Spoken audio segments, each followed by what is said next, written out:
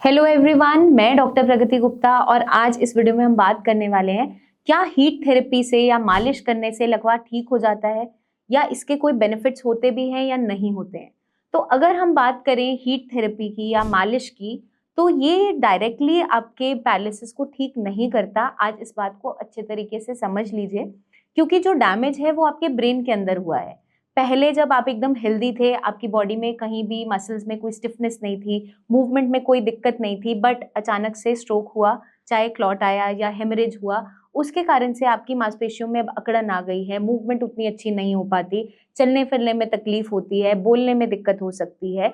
तो वो डिपेंड करता है कि स्ट्रोक का इम्पैक्ट कितना है और ब्रेन का कौन सा पार्ट इन्वॉल्व है।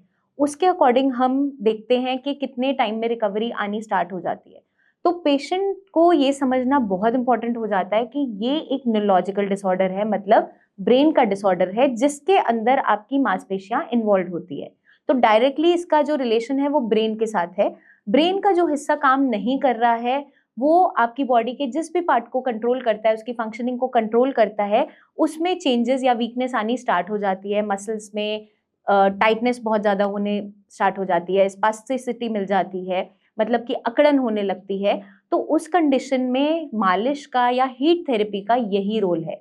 जब भी हम मसाज करते हैं तो हमें कुछ चीज़ों का ध्यान रखना है कि किस तरीके से करनी है। आप जब भी मालिश करते हो, एक तो आपको नीचे से ऊपर की तरफ में मालिश करनी है और बहुत ही जेंटली मालिश करनी है, जोर के दबाकर मालिश नहीं करनी है। मालिश का रोल क्या है? ब्लड सर्कुलेशन को अच्छा करता है, ताकि आपके मसल्स में टाइटनेस जनरेट ना हो, वहाँ पे मालिश का रोल इंपॉर्टेंट होता है। हल्के हाथ से मालिश करना बहुत ज़रूरी है। लेकिन आपने कई बार सुना भी होगा, कुछ फिजियोथेरेपिस्ट मना करते हैं मालिश करने के लिए। तो वहाँ पे वो गलत भी नहीं होते, क्योंकि कई बार जो मालिश कर रहे होते हैं, जब मांसपेशियों में सेंसेशन उतनी ज़्यादा नहीं है, आपकी फिंगर में मूवमेंट्स नहीं है, बॉडी में मूवमेंट्स नहीं है और कई बार सेंसेशंस भी कम होती है, तो कभी-कभार बहुत दबाकर मालिश कर देने से, गलत तरीके से मालिश कर देने से पेशेंट की बॉडी में इंजरीज भी हो जाती है, कभी-कभार फ्रैक्चर भी हो जाता है। तो इसको हमें अगर कंट्रोल करना है, ध्यान रखना है हमें इस चीज़ का कि हम मालिश सही तरीके से करें, सही प्रोफेशनल्स के द्वारा करवाया जाए, कोई भी रैंडमली मालिश नहीं करेगा। और आप अगर घर पे भी कर रहे हो, तो बहुत हल्के हाथ से नीचे से ऊपर की डायरेक्शन में करोगे। जो भी ऑयल आप इस्तेमाल कर रहे हो वो लिनेमेंट की तरह अप्लाई करना है, मतलब एक ऑइंटमेंट की तरह दबा के रगड़ के मालिश नहीं करना है। इस चीज़ का हमें खास ध्यान रखना है। और कहीं पे भी अगर आपको स्वेलिंग है, अभी-अभी इंजरी हुआ है, उस पार्ट पे मालिश बिल्कुल भी नहीं करना है। उसको पहले हील अप होने देना है, उसके बाद जब वहाँ हीलिंग हो गया है, लाइट हैंड से आप मालिश कर सकते हैं। फ्रेश इंजरीज, एक्यूट इंजरीज पे आप अचानक से कहीं गिर गए हो या सूजन आ गई है, वहाँ पे आइसिंग का रोल इंपॉर्टेंट होता है, वहाँ पे आइस पैक कर सकते हैं। कुछ इनिशियल आवर्स के लिए आपको आइस पैक हेल्प करता है, लेकिन आगे चलकर अगर वहाँ पे बैंड्स बन रहे हैं या स्टिफनेस बहुत ज़्यादा हो रही है, उसको रिलीव करने का काम मालिश करती है।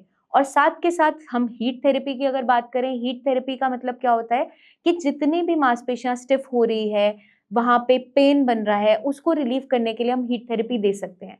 लेकिन हीट थेरेपी भी बहुत प्रिकॉशन के साथ देनी होती है, क्योंकि अगर हम प्रिकॉशन नहीं रखेंगे तो बर्न होने के चांसेस भी होते हैं। मेरे पास पेशेंट आए थे, एक क्लिनिक में विजिट किया था उन्होंने, तो उनके जो अटेंडेंट थे वो बता रहे थे, क्योंकि मैंने पेशेंट के देखा कि अब ये कैसे छाले निकल गए हैं, कुछ आपने लगाया था ऐसा या सिकाई ज़्यादा कर दी। तो उन्होंने बताया, मैम ये हॉट बैग लगाकर बैठ जाते हैं, इन्हें अच्छा लगता था, आराम लगता था, सेंसेशन उतना नहीं फील होता था, तो काफ़ी ज़्यादा बर्न हो गया था। उस बर्न को रिकवर करवाने में काफ़ी ज़्यादा टाइम लग गया, तो रिकवरी उतनी ही पीछे चले जाती है। तो अगर हम चाहते हैं कि ऐसी इंजरीज ना बने और हीट थेरेपी आपको फ़ायदा दे, तो इसको सही तरीके से करना बहुत इंपॉर्टेंट है।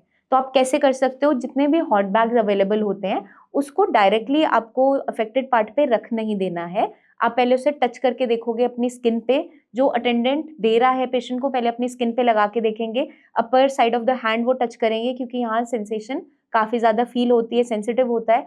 अगर वो लगता है कि सहने लायक है, तो आप पेशेंट को दे सकते हो और लाइट हैंड से उसको मूव करते रहना है, एक जगह फिक्स नहीं कर देना, या एक लेयर ऑफ क्लॉथ में उसको रैप कर सकते हो या टॉवल में रैप कर सकते हो और फिर अप्लाई करेंगे।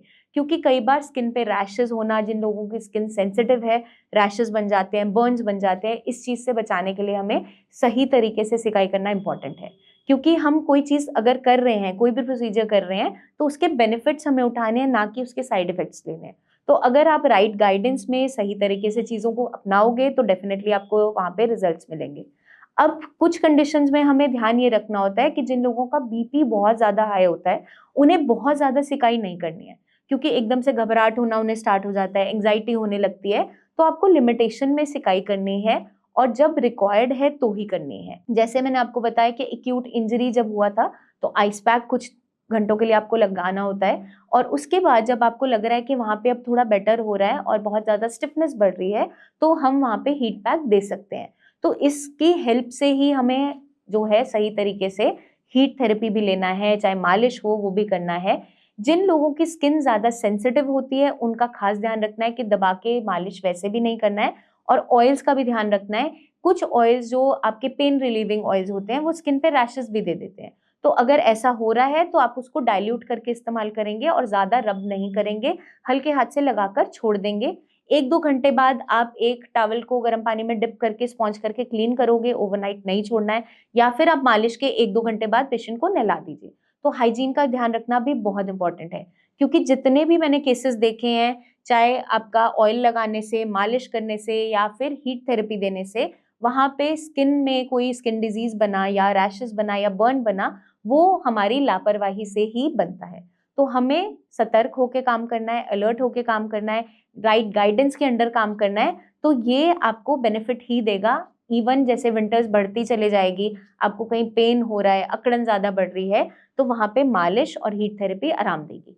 अब विंटर्स में जब भी आप मालिश करते हो तो रूम को पहले एक नॉर्मल टेम्परेचर पर लेकर आना इंपॉर्टेंट है, क्योंकि पेशेंट की अगर आप मालिश ठंडे कमरे के अंदर कर रहे हो और मालिश आपने कॉन्टिन्यूस की, तो मालिश करने के बाद भी उसे आराम नहीं मिलेगा, क्योंकि एनवायरनमेंट ऑलरेडी ठंडा है, अकड़न और ज़्यादा बढ़ती चले जाएगी। या तो आप कोई रूम ऐसा है जहाँ पे धूप अच्छे से आ रही है, उस टाइम में मालिश करो। रात के टाइम अगर आप कर रहे हैं तो वहाँ पे टेम्परेचर को आप नॉर्मल करते हुए, हीटर्स का इस्तेमाल करते हुए तभी मालिश करोगे।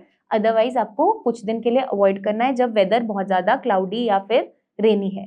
तो ये सारी प्रिकॉशंस अगर हम रख लेते हैं तो डेफिनिटली आपको हीट थेरेपी या हो आपकी मालिश हो, दोनों से ही बहुत बेनिफिट्स मिलेंगे।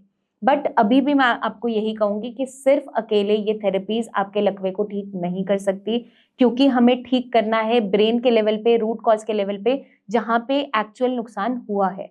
तो ब्रेन को हील करने के लिए आपको डेली रूटीन में एक्सरसाइजेज़ जो बताई जाती हैं वो भी करनी है। ब्रेन को ट्रेन करने के लिए जो थेरेपीज़ बताई जाती हैं या छोटी-छोटी हम आपको एक्सरसाइजेज़ एक्सप्लेन करते हैं, वो भी करवानी ज़रूरी है। क्योंकि अगर आप ये सारी चीज़ें साथ में मिलके करोगे तो आपका पेशेंट डेफिनेटली बहुत जल्दी रिकवर करेगा और दोबारा से आपको इंडिपेंडेंट होने का मौका मिलेगा। तो मैं उम्मीद करती हूँ ये वीडियो आपको मदद करेगी जानने में, समझने में कि हीट थेरेपी और मालिश के क्या बेनिफिट्स हैं, किस कंडीशन में हमें करनी है, किस में नहीं करनी है। आपके फिर भी डाउट्स, क्वेश्चंस हो ज़रूर हमसे पूछिए, कोई भी गलती मत कीजिए, और ख़ासकर हमें किसी भी अनट्रेन्ड प्रोफेशनल से मालिश नहीं करवानी है। तो ये जानना बहुत इंपॉर्टेंट है। और कोई भी सवाल जुड़े हों कमेंट करके आप पूछ सकते हैं, या नीचे दिए हुए नंबर्स पर हमारी टीम ऑफ डॉक्टर से कंसल्टेशन ले सकते हैं। पर्सनली आप मिलने आना चाहें तो क्लिनिक विजिट भी कर सकते हैं। जल्दी हम आपसे फिर मिलेंगे और बहुत सी इन्फॉर्मेशन शेयर करते रहेंगे। तब तक के लिए आप बने रहें हमारे चैनल पे, और जल्दी हम आपसे मिलेंगे। तब तक के लिए टेक केयर।